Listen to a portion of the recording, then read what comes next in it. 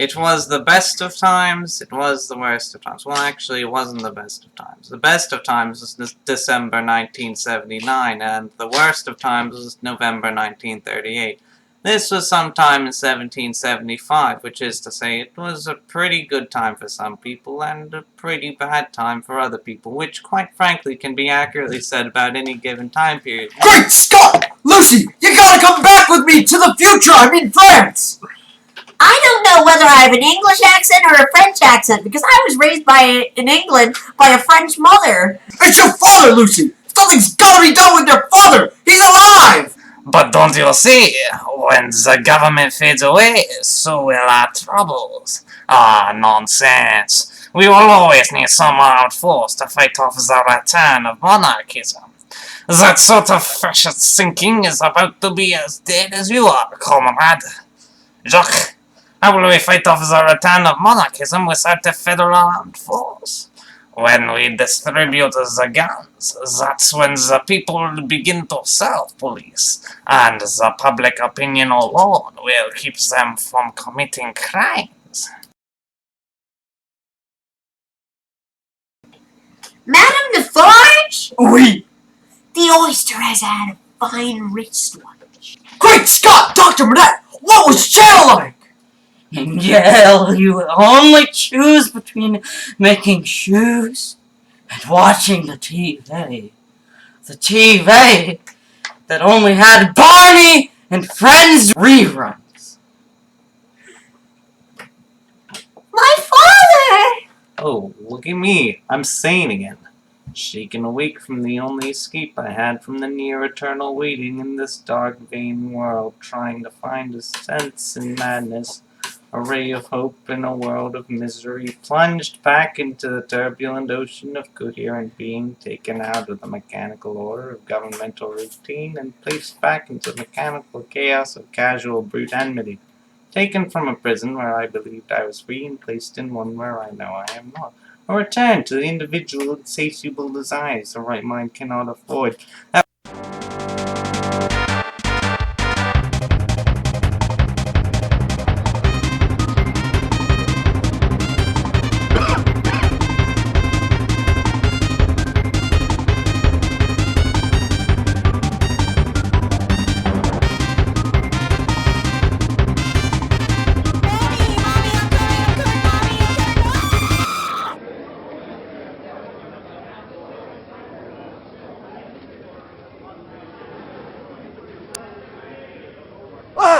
Marquis, you killed my soul! Yes, and I'll come for you too in time!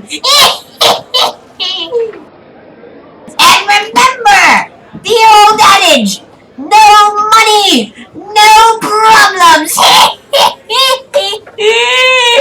I hate you, Uncle! I'm going to England! We now gather for the trial of one Charles Darnay, who arrived in England on the packet from Calais just recently. Prosecution, your witness. Thank you, Your Honor. Now, Mr. Barsad, is Charles Darnay a Frenchman spying on England? Yes. Thank you. No more questions. Mr. Barsad, before my client is convicted, tell me this. Can you tell the difference between my client and my loyal friend, Mr. Carton? No. Mr. Stryver, are you telling me that your entire defense is that your client looks like some other guy? Yes, Your Honor. Seems legit. Acquitted. You know, Mr. Carton, I'm in love with Lucie. So am I, Mr. Darnay, but I'm an alcoholic and I don't take showers, and did I mention I'm depressed? Dr. Mannette, I'm like your daughter, and I'm proposing... Yeah, I knew that, genius. You're joking. If I was joking, I'd be dressed like you, idiot. I now pronounce you Mr. and Mrs. Charles Darnay. Okay, no one's looking. Okay, I'm gonna murder this guy. Okay. Yeet! Lucie, I'm in love with you, but I'm an incorrigible wreck of a human being who I would be ashamed to say I loved, so I'm just going to leave. Wait a minute, why is there subtitles? It's almost as though the original filmmakers knew we would be doing this voiceover thing and decided to cut us a break with the revolution scene. Okay, I get it, but here's the thing. If they couldn't do speaking for this part, then why is there yelling? Like, I mean, just look at this. See that? They do have speaking afterwards. They probably edited it in a room afterwards. Why couldn't they just edit in the lines? It probably would have been easier, considering somebody had to put the subtitles on each frame of the camera. It's just jarring and incompetent why they would do that over and easier just recording it. Well, it helps us, because we don't have to do all the revolution lines now. Well, I guess that's a good point. So what are we going to put in this scene? I guess we could just, I don't know. We could do this. Yeah, I guess that works. Genius. Dead. Wait, where'd you come from? What? Hell. Ah! And while we wait, some music. Dead.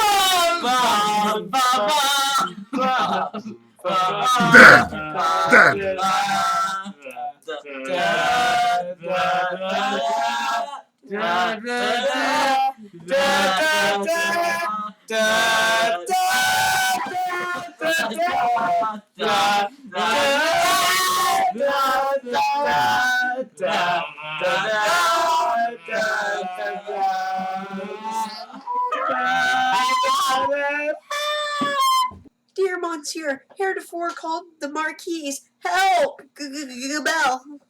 Me. I need to make a rescue. Yes, a rescue. We need to go to France to save Darnay, because like the idiot he is, he decided to travel to a country where there is an outstanding warrant on him. Are you serious? No, it's a joke. Two guys walk into a bar. One is about to be killed by revolutionaries, and the other one says, I'm respected in France because I served 18 years in the Bastille before there were spoons to dig tunnels. I'm talking about Darnay and I, in case you were too dull to get even that. I don't get it. Dr Mannette, how could we possibly indemnify you for the cruelties you suffered under the old regime? Sometimes the best gift is the gift of taking my son-in-law, Charles Evremonde, to England and never seeing you again. Not guilty, not guilty. Arrest him! For I bring new evidence! Ooh, no evidence, ooh. Great Scott! We should have left faster! Lucie, now look what's happened! Great doctor, where the sapapa? More oppressed than all by all, the hail hereafter. Your letter have transported me beyond the ignorant present, and I feel now your misery in an instant that met in me in the day of work, and I have learned by the perfectest report they had more than one mortal patient. When I burnt in desire to question them further, they made themselves a coach into which I embarked, while I sat rapt with the wonder of it. We came to the house of the Marquis Evremonde, where I hailed the patient of brain favor, who passed away with the coming on of time, and her brother, who delivered me dearest knowledge of the greatest suffering of all him, and his sister, this have I thought good to write, that you may not lose these cruel men's dues, and them, and all their posterity, I do contemn in my heart. This is awkward. Well, good news is, I don't mean it anymore. No take backs. Charles Evremonde called Darnay. You die tomorrow. Hey, Mr. Darnay, does this smell like chloroform to you? Wait, what? No, please. Ow! Hush, my little baby.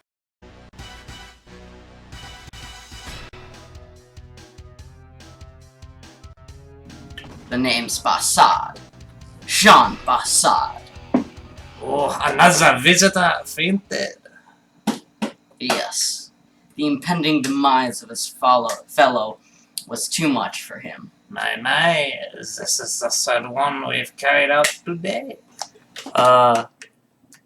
Who plays Miss Pross? I thought we were gonna ask Eddie Murphy to do it. Oh, yeah. His agent will return any of my calls. Oh, well, shoot. Yeah. Man, that really sucks. I tried calling him. You wouldn't let me. I think it was actually a Chinese place.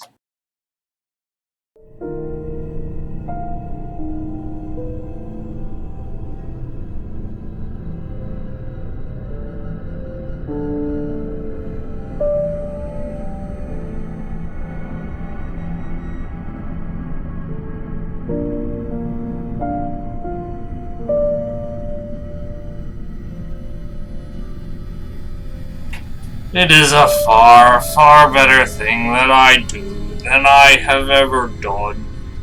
It is a far, far better rest I go to than I have ever known.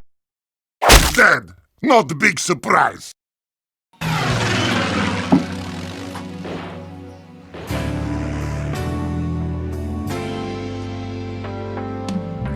I don't know what's happening to me. I'm getting all the blames for things I didn't do. Can anybody tell me what I did wrong? I'm all alone and I'm so confused. I know what everyone wants me to be. I only know just how to be me. Once I was the 8th of the hour. Now they think we already said that. I'm nobody's hero. He just said that already. We are An absolute zero.